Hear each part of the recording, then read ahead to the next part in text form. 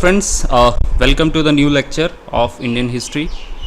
आज के इस वीडियो में हम डिस्कस करने वाले हैं दोस्तों हिस्ट्री का next important chapter, that is revolt of 1857। 1857 की क्रांति से रिलेटेड जो है क्वेश्चन पूछे जाते हैं हमीरपुर बोर्ड के एग्ज़ाम में, और लेक्चर नंबर 23 है। आई होप आप जो है रिवीजन करते चल रहे हैं पिछले लेक्चर्स की। तो दोस्तों आइए बढ़ते हैं, इम्पॉर्टेंट लेक्चर रहने वाला है। काफ़ी इंपॉर्टेंट क्वेश्चन जो है इस टॉपिक में से पूछे जाते हैं। सबसे पहले डिस्कस करेंगे, देखिए 1857 का रिवोल्ट जो है ये आखिरकार हुआ क्यों था, राइट। तो सबसे पहले अर्ली जो इंसिडेंट थे जिनसे हमें पता चलता है कि ये जो है इतनी पहले जो है ये स्टार्ट हो चुका था ये रिसेंटमेंट। देखिए सबसे पहले अगर हम बात करें 1824 में ही 1824 में 47th रेजिमेंट जो थी सेपोई की बैरकपुर के अंदर, वहाँ पे उन्होंने बर्मा जाने से रिफ्यूज़ कर दिया। देखो क्या होता था हिंदुओं के लिए, अगर मान लो ये समंदर है और ये यहाँ पे रहते हैं हिंदू, और ये दूसरा देश है, मान लो ये बर्मा है, ये है आपका हिंदुस्तान इंडिया। सो हिंदुओं के लिए अगर वो किसी समंदर को पार करके किसी और जगह पे जाते हैं तो वो जो है उनका धर्म भ्रष्ट हो रहा है। वो समझते थे कि उसका जो है ये धर्म भ्रष्ट हो रहा है। तो ये जो है चीज़ उनको काफ़ी गलत लगी, क्योंकि यहाँ पे जो है ये नया कानून लेके आए थे कि जो है इंडियंस को कहीं पे भी सर्व करना पड़ सकता है। तो बर्मा जाने के लिए जो है उनको सी रूट लेना पड़ता था, ठीक है, सी रूट को क्रॉस करना पड़ता था। तो इसलिए जो है आप देखेंगे 1824 में 47th रेजिमेंट आर्मी की 47th रेजिमेंट ऑफ सेपोय क्या करती है, रिफ्यूज़ कर देती है बर्मा जाने के लिए, ठीक है, रिफ्यूज़ कर देते हैं टू गो बर्मा। तो यहाँ से सेपोय का पता चलता है कि यहाँ से जो है उनकी जो भावना है आहत हुई। फिर उसके बाद 1844 में 7 battalion revolted on the question of भत्ता एंड सैलरीज। देखो बाहर जाने के लिए एक्स्ट्रा अलाउंस जो है देना पड़ता था, लेकिन वो ब्रिटिशर्स ने बंद कर दिया था। एक्स्ट्रा अलाउंस जो मिलता था बाहर जाने के लिए उसको जो है ब्रिटिशर्स ने बंद कर दिया, राइट। तो इसी कारण जो है 7 बटालियन जो थी 1844 में वो जो है भत्ते और सैलरी के लिए जो है रिवोल्ट करती हैं, राइट। लेकिन देखिए सबसे पहले सबसे इम्पॉर्टेंट चीज़ जो है इमीडिएट कॉज क्या थे इस रिवोल्ट के, इमीडिएट कि इस कारण से जो है ज्वाला भड़क उठी सभी के अंदर। देखो जो कार्ट्रिज हुआ करती थी, नई राइफल्स आई थी एक्चुअली, एनफील्ड राइफल्स उन्हें बोलते थे, ठीक है, और उनकी जो कार्ट्रिज थी वो ग्रीस से बनी होती थी, ठीक है, लेकिन वो ग्रीस जो था वो भी बीफ से बना होता था, प्लस जो है पिग फैट से बना होता था, ठीक है। जो एनफील्ड राइफल थी उसका जो कार्ट्रिज हुआ करती थी वो बीफ और पिग के फैट से बनी हुआ करती थी। और देखो हिंदू मान्यताएं के अनुसार हमारे लिए कौ क्या है, एक रिलीजियस सेंटिमेंट है हमारे लिए, राइट, काफ़ी इंपॉर्टेंट है, कौ को हम पूजते हैं। और मुसलमानों के लिए सुअर, पिग, वो जो है धार्मिक है, ठीक है, वो उनको मानते हैं। तो इसी कारण जो है यहाँ पे रिवोल्ट का एक इमीडिएट कॉज आपको देखने को मिलेगा, राइट। यही नहीं, इसके अलावा आप देखेंगे सोशल रिलीजियस कॉज भी इसके पीछे काफ़ी देर से उमड़ रहे थे। आप देखेंगे कि विलियम बेंटिक के टाइम पे एवोल्यूशन ऑफ सती कर दिया गया, है ना, सती को अबॉलिश कर दिया गया था। तो सती प्रथा एक हिंदुओं में एक काफ़ी प्रचलित हुआ करती थी, जिसको 1829 में जो है बंद कर दिया गया था। इसके अलावा हिंदू विडो रीमैरिज एक्ट लेके आए थे ये, है ना, हिंदू विडो रीमैरिज जो एक्ट लेके आए थे 1856 के अंदर, उससे जो है इनके सेंटिमेंट्स आहत हुए। इसके अलावा देखिए क्रिश्चियन मिशनरी हुआ करते थे, ठीक है, क्रिश्चियन मिशनरीज थे, उनको अलाउ कर दिया गया भारत में आने के लिए, और वो क्या करते थे, धर्म परिवर्तन करते थे, राइट। तो उनको खुली छूट दे दी गई। इससे जो है रिलीजियस सेंटिमेंट्स और सोशल कॉज अगर आप देखेंगे, ये one of the social cause है, राइट। नेक्स्ट देखेंगे इकोनॉमिक कॉज क्या था इसके पीछे। ये मैं आपको समझा रहा हूँ, बैकग्राउंड दे रहा हूँ दोस्तों, क्योंकि यहाँ पे ये भी आजकल पूछा जाने लगा है कि क्या कारण था किसी के हारने का या किसी के चीज़ होने का, क्या कारण था, कॉजेज़ क्या थे किसी चीज़ के, वो भी इम्पॉर्टेंट है हमारे लिए। फैक्ट तो हम जानेंगे ही, है ना। तो देखो इकोनॉमिक कॉज में कमर्शियलाइजेशन होने लगा एग्रीकल्चर का,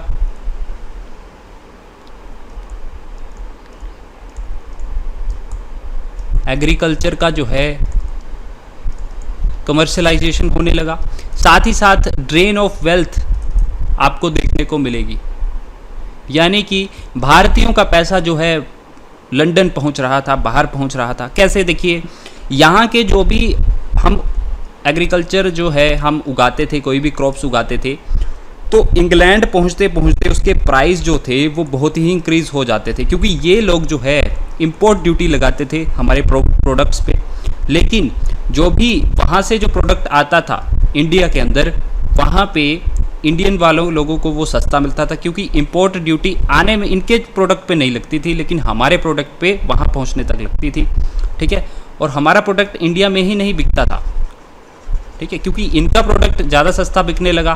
तो इसी कारण यहाँ पे आपको ये भी एक इकोनॉमिक कॉज देखने को मिलेगा। और हमारी जो रकम थी, हमारा जो पैसा था, वो भी फ़ॉरेन जा रहा था, क्योंकि हम फॉरेनर्स के जो है गुड्स को ख़रीद रहे थे, उनकी क्रॉप्स को ख़रीद रहे थे, राइट। इसके अलावा देखेंगे मिलिट्री ग्रेवियंसेस जो मिलते थे, मैंने बोला भत्ते वगैरह मिलते थे, वो क्या था। देखो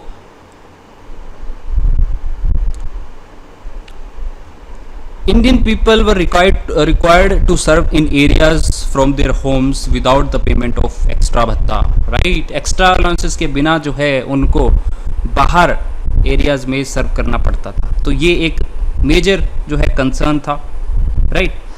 अब देखो एक हमने पढ़ा था जनरल सर्विस एनलिस्टमेंट एक्ट आया था 1856 के अंदर, जब डलहौजी था, है ना, जनरल सर्विस एनलिस्टमेंट एक्ट। इसके अकॉर्डिंग क्या था दोस्तों कि सिपाहीज के लिए, सभी सिपाहियों के लिए, सिपाही के लिए जो है ये कंपलसरी हो गया कि उनको जो है सी क्रॉस करना पड़ेगा, ठीक है, और वहाँ पे जाके ड्यूटी देनी पड़ेगी। जब भी ज़रूरत पड़ेगी उनको जो है समंदर पार करके ड्यूटी देनी पड़ेगी।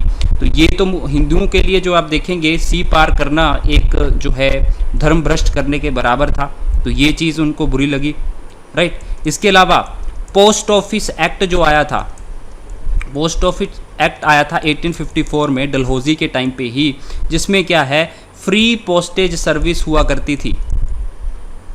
फ्री पोस्टेज जो सर्विस प्रोवाइड होती थी, फैसिलिटी प्रोवाइड होती थी इंडियन सिपाहीज़ को, वो बंद कर दी गई। यानी कि अगर वो कहीं और पे जो है ड्यूटी दे रहे हैं तो घर में जो है फ्री पोस्टल सर्विस से जो है मैसेज पहुंचा सकते थे, लेकिन वो चीज़ जो है यहाँ पे बंद हो गई। तो ये भी एक बहुत ही मेजर कारण था, राइट। इसके अलावा पॉलिटिकल कॉज क्या हो सकते हैं, पॉलिटिकल कॉज क्या था इसके पीछे। तो पॉलिटिकल कॉज की बात करें दोस्तों, तो डलहौजी ने जो है 1849 में ये ऐलान कर दिया कि जो बहादुर शाह जफ़र है, उसका जो सक्सेसर होगा उसको रेड फोर्ट छोड़ना पड़ेगा, ठीक है, उसका जो सक्सेसर होगा उसको रेड फोर्ट जो है यहाँ पे छोड़ना पड़ेगा, राइट। तो इसका मतलब ये हुआ कि जो बहादुर शाह जफ़र है वो that will be the last Mughal king. उसका जो रेड फोर्ट होगा फिर वो कहाँ पे चला जाएगा, अंग्रेज़ों के पक्ष में चला जाएगा। इसके अलावा डॉक्ट्राइन ऑफ लैप्स आपने देखा था, जिसके ज़रिए जो है वो दूसरे जो प्रोविंसेस थे उनको अपने अंडर मिला लेता था डलहौजी, डॉक्ट्राइन ऑफ लैप्स के थ्रू। तो ये जो है एक बड़ा कारण बना इसके लिए, जिसके डॉक्ट्राइन ऑफ लैप्स का हमने देखा था, सतारा को सबसे पहले उसने जो है कैप्चर किया, अपने अंडर मर्ज किया, और लास्ट हमने देखा था नागपुर को, है ना। तो ये सारी चीज़ें आपको याद रखनी है, ये एक बड़ा कारण बना। इसके अलावा आप देखेंगे अवध में तो उत्तराधिकारी था, वहाँ पे एडॉप्टेड सन नहीं था, ठीक है। तो बेगम हज़रत महल का जो है बेटा था, यानी कि उसका सक्सेसर था आगे, ठीक है, बिरजिस कादरी जिसका नाम था, लेकिन फिर भी वहाँ पे इन्होंने अवध को एनेक्स कर लिया मिस गवर्नेंस के चक्कर में। तो ये भी हमने पढ़ा था कि मिस गवर्नेंस, मिस रूल के चक्कर में उन्होंने जो है इसको भी एनेक्स कर लिया अवध को। तो ये एक बड़ा कारण हुआ वहाँ पे, राइट। सो अब हम रिवोल्ट पे चलते हैं, जहाँ से ये मेन तौर पे स्टार्ट होता है। ये अर्ली जो है आपको कॉजेज़ देखने को मिलेंगे। सबसे पहले दोस्तों 29 मार्च 1857, ये डेट याद रखना है। क्या होता है, 19th इन्फेंट्री जो होती है,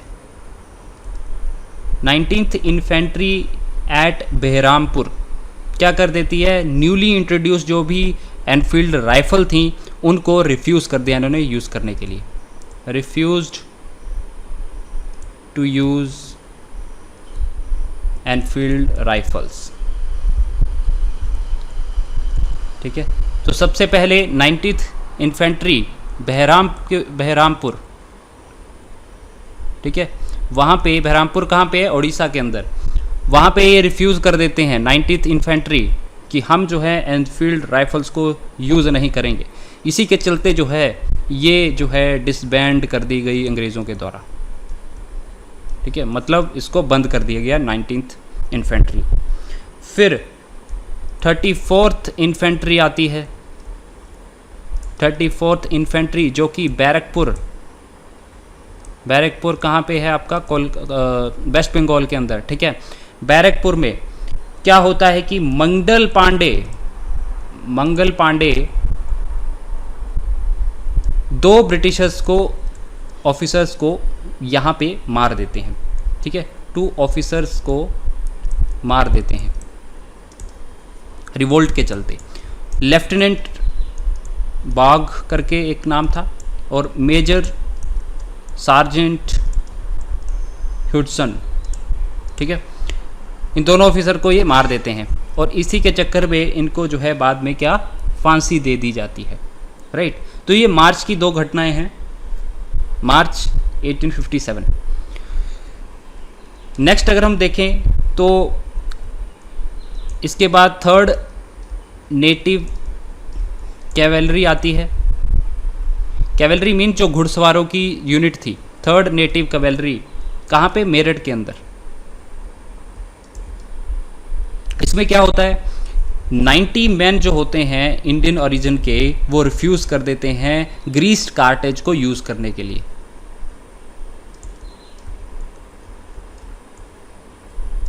ठीक है, जो भी ग्रीस्ड कार्टेज थी उसको जो है चलाने से मना कर देते हैं।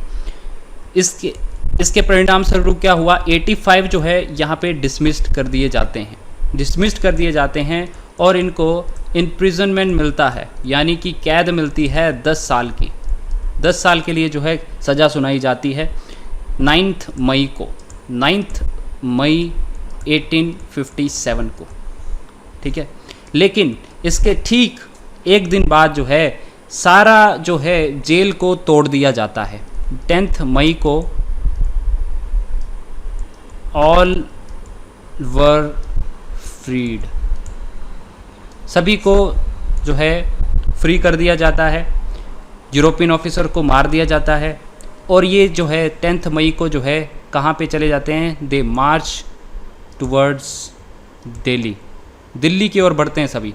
अब देखो क्वेश्चन पूछा जाएगा कि 1857 की क्रांति कहाँ से स्टार्ट हुई थी, आपका आंसर क्या होगा, मेरठ से, ठीक है। कहाँ से स्टार्ट हुई थी क्रांति, मेरठ से स्टार्ट हुई थी, याद रखना इस बात को, इंपॉर्टेंट क्वेश्चन पूछा जाता है। अब जब ये दिल्ली पहुँचते हैं तो ये बहादुर शाह जफ़र को जो है एम्परर ऑफ इंडिया घोषित कर देते हैं। एम्परर ऑफ इंडिया कि मतलब आपके नेतृत्व में हम आगे फाइट करेंगे।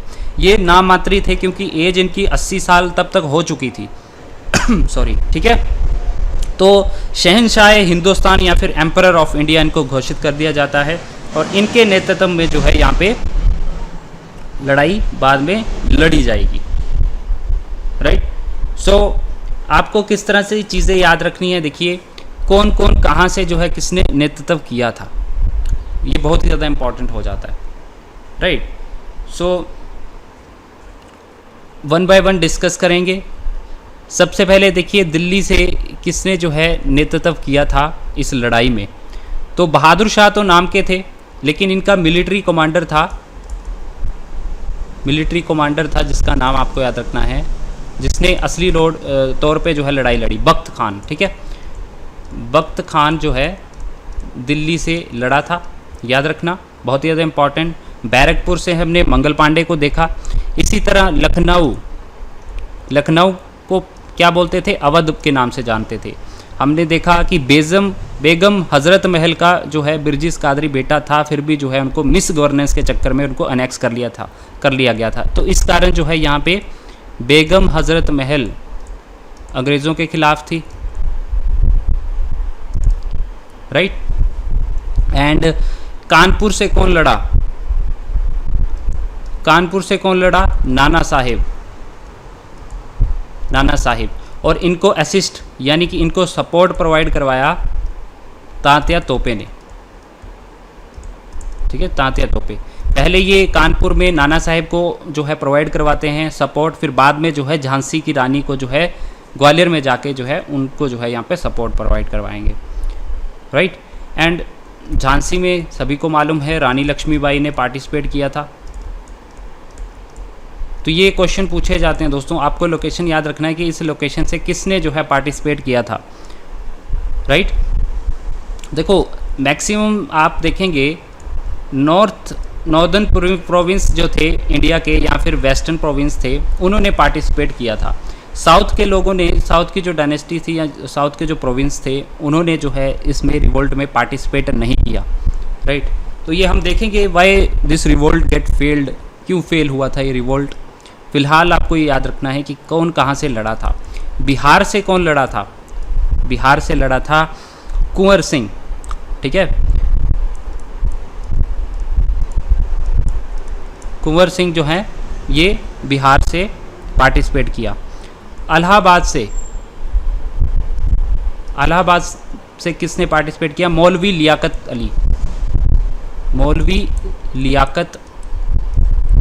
अली ने, राइट। एंड इसके अलावा फैज़ाबाद से मौलवी अहमदुल्ला,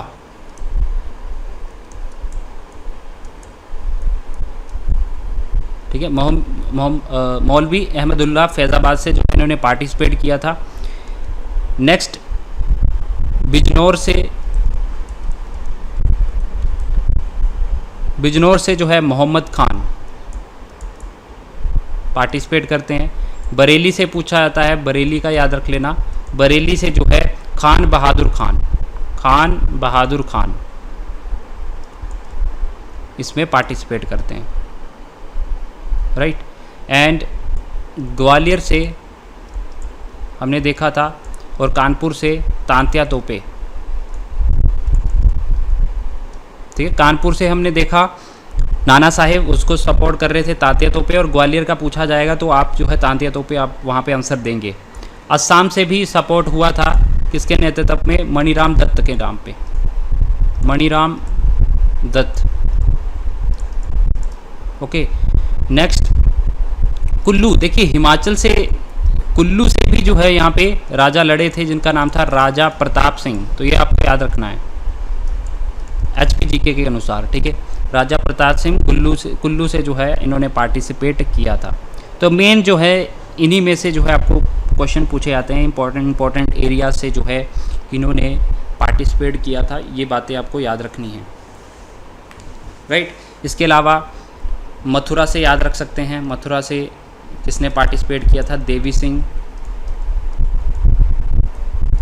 राइट। एंड देखिए रीज़न क्या थे फेलियर के,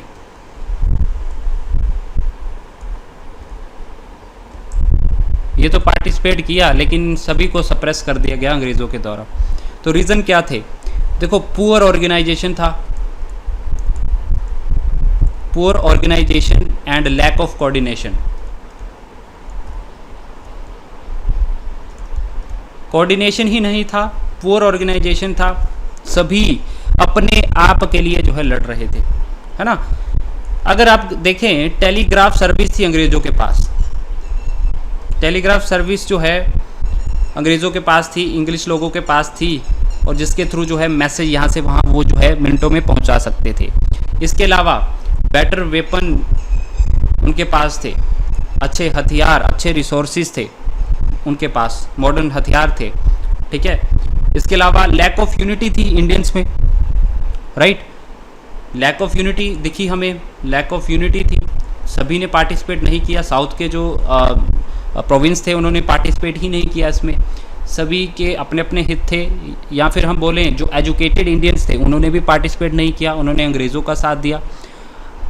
अब ज़मींदारों का अपना अपना मसला था उनमें पार्टिसिपेट करने का, कुछ लोगों के रिलीजियस सेंटिमेंट हर्ट हो रहे थे इसलिए पार्टिसिपेट किया, यानी कि एज ए नेशनल जो है उनमें यूनिटी नहीं थी, ठीक है। राष्ट्रवाद के नाम पे अगर वो लड़ते, पूरे देश के लिए लड़ते, तो शायद जो है हमें तभी जो है हमें आज़ादी मिल जाती, लेकिन वो सभी अपने हितों के लिए वहाँ पे लड़ रहे थे। तो ये लैक ऑफ यूनिटी जो है यहाँ पे वहाँ पे देखने को मिलेगी। और मॉडर्न एजुकेटेड इंडियन जो थे उन्होंने भी जो है यहाँ पे पार्टिसिपेट नहीं किया था, राइट। तो ये सब चीज़ें आप यहाँ पे देखेंगे।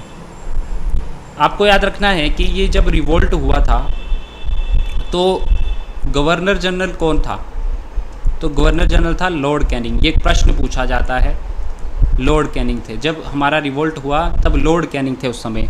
और पीएम ऑफ ब्रिटेन उस समय ब्रिटिश प्राइम मिनिस्टर कौन थे, ये भी आप याद रखना, पालमेर्स्टन, ठीक है।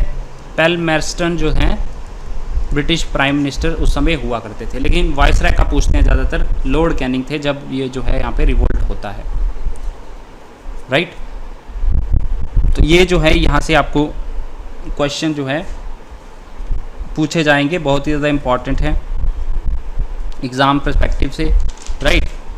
सो ये सब बातें आपको याद रखनी है। इसके अलावा देखिए हमने रीज़न देख लिए थे, भागपट का पूछा जाता है कि भागपट से जो है किसने पार्टिसिपेट किया था, तो भागपट से जो है पार्टिसिपेट किया था किसने, शाहमल ने, ठीक है। इनका नाम भी पूछा जाता है, राइट। एंड बस ये जो है नाम मैंने आपको जो लिखवाए हैं यहाँ पे, इसको आप याद रख लेना, एग्जामिनर पूछता है, ओके। सो मेन जो इम्पोर्टेंट हैं आपके बरेली से काफ़ी ज़्यादा पूछे जाते हैं, राइट। भागपट का पूछा जाता है, ग्वालियर का पूछा जाएगा, देन दिल्ली का, लखनऊ का, कानपुर, झांसी, ये बहुत ही बड़े एरिया थे, बिहार था, फैज़ाबाद था, राइट। सो इस तरह से जो है ये म्यूटिनी रही है। क्लर्क के एग्ज़ाम में इससे ज़्यादा क्वेश्चन पूछे नहीं जाएंगे, आपको कारण पता होना चाहिए, कॉज क्या है और किसने पार्टिसिपेट किया, कहाँ से स्टार्ट हुआ रिवोल्ट, कैसे कैसे चला, और किसने कहाँ से पार्टिसिपेट किया, और रीज़न क्या थे इनके डिफीट होने के, हारने के, ठीक है। और रिवोल्ट के बाद क्या चेंजेस आए आपको पता होगा, 1858 में ही क्या है, एक एक्ट ला दिया गया जिसमें ईस्ट इंडिया कंपनी को जो है डिसबैंड कर दिया गया, ठीक है, ये क्लोज कर दी गई, ईस्ट इंडिया कंपनी को बंद कर दिया गया। तो हम ये भी नहीं बोल सकते कि ये रिवोल्ट जो था ये बिल्कुल सफल नहीं था, ये कुछ हद तक सफल था और कुछ हद तक जो है असफल था। तो ईस्ट इंडिया कंपनी को क्लोज कर दिया गया। अब डायरेक्ट जो है रूल होगा कहाँ पे, ब्रिटिश क्राउन से, पावर कहाँ पे चली गई, ब्रिटिश क्राउन के पास। ईस्ट इंडिया कंपनी को बंद कर दिया गया क्योंकि ये पहले व्यापार के लिए आई थी, लेकिन इन्होंने क्या किया, अपनी दूसरी पॉलिसी जो है स्टार्ट कर दी कि अपने अंदर एरिया को कैप्चर करने की। तो ये चीज़ जो है यहाँ पे बंद हो गई थी, राइट। तो ये हम बोल सकते हैं ये कॉन्सिक्वेंसेस थे इसके। इसके अलावा इंडियन सिविल सर्विसेज एक्ट आया 1861 का, इंडियन सिविल सर्विसेज एक्ट आया 1861 का, which provide for an annual competitive examination to be held in London for the recruitment of the covenanted civil services. तो अब जो है यहाँ पे लंदन में सिविल सर्विसेज के लिए जो है इंडियन लोग भी पार्टिसिपेट कर पाएंगे। ठीक है, और इन्होंने ये भी प्रॉमिस किया कि हम जो है फर्दर एक्सटेंशन नहीं करेंगे टेरिटोरियल पोजेशन का। अब हम कोई टेरिटोरी जो है प्रोसेस नहीं करेंगे। इसके साथ साथ हम इंडियन सेंटिमेंट्स को, इंडियन के राइट्स को, उनकी डिग्निटी को जो है उनकी रिस्पेक्ट करेंगे। ये भी बात इन्होंने कही थी। ठीक है, और गवर्नमेंट ऑफ इंडिया एक्ट जो आया था, गवर्नमेंट ऑफ इंडिया एक्ट आया था 1858 का, इसको जो है act of good government of India बोलते हैं। Act of good government of India, right, जिसमें ईस्ट इंडिया कंपनी को बंद कर दिया गया। राइट, सो ये बातें आपको यहाँ पे याद रखनी है। ठीक है, सो 1857 से बस इतना सी आपको याद रखना है। बाकी मैं इससे प्रीवियस ईयर के क्वेश्चन जब हम सिलेबस कंप्लीट करेंगे तो हम जो है MCQ प्रैक्टिस करेंगे सभी की। ठीक है, टॉपिक वाइज, तो उसमें जो है आपको और भी चीज़ें पता चलेंगी कि किस तरह के क्वेश्चन पूछे जाते हैं। बेसिकली इस तरह का ही क्वेश्चन पूछा आता है, ज़्यादा कुछ पूछा नहीं जाएगा, राइट, क्लैरिकल के एग्ज़ाम में। So that is enough for you.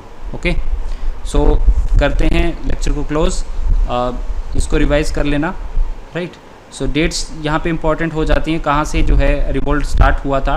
Meerut से स्टार्ट हुआ था, राइट, मेरठ से जो है रिवोल्ट स्टार्ट हुआ था। और एक और बात मैं बता दूं कि सबसे पहले जो है सप्रेस किसको किया गया था? दिल्ली को। दिल्ली जो है अंग्रेज़ों के कब्जे में आया था सबसे पहले। कब आया था? 20 सितंबर 1857 को। देखो, मई में रिवोल्ट स्टार्ट हुआ और सितंबर में जो है दिल्ली पे कब्ज़ा कर दिया गया था ब्रिटिशर्स के द्वारा, जिसमें जो है ब्रिटिशर था एक जॉन निकोलसन, ये मर जाता है, इसकी मृत्यु हो जाती है। लेकिन कैप्चर कौन करता है? हडसन। ठीक है, ऑफिसर हडसन जो है वो कैप्चर कर लेता है और जॉन निकोलसन की उस समय मृत्यु हो जाती है। फिर बहादुर शाह को कहाँ भेज दिया जाता था? रंगून भेज दिया जाता था पकड़ के, जहाँ पे उनकी 1862 में मृत्यु हो जाती है। फिर उसके बाद मुग़ल एम्पायर बिल्कुल ही ख़त्म हो गया, राइट। तो इस तरह से जो है यहाँ पे आप देखेंगे। तो रिवाइज ज़रूर करें, और बाकी कोई क्वेश्चन रहेगा तो यू कैन आस्क मी। बस इसको जो है आपने करना है। बाकी हम MCQ जब प्रैक्टिस करेंगे और चीज़ें मालूम पड़ेंगी। जल्दी से जल्दी सिलेबस को कंप्लीट करते हैं हिस्ट्री का, फिर हम जो है ज्योग्राफी को स्टार्ट करेंगे। ठीक है, तो मिलते हैं नेक्स्ट लेक्चर में।